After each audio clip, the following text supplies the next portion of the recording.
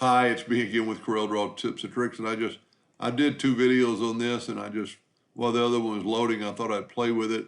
I've got this all grouped together, and just make sure there's one. I'm going to hit the plus key on the keyboard, and I'm going to mirror it, and then I'm going to grab that one and put it right on the next one.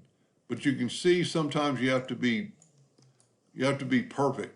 So if we wanted to continue this, we'd have to hit the plus key on the keyboard and then go over here and see I'm a little bit off. So what you can do, and this saves me a lot of time when I'm drawing, is take the parallel dimension tool, and we want to measure from that node to that node, and we come up with 9.74. So if we set our nudge factor on 9.74, Control D and make a duplicate and nudge it over, that pattern will keep going forever. And it's right on the money.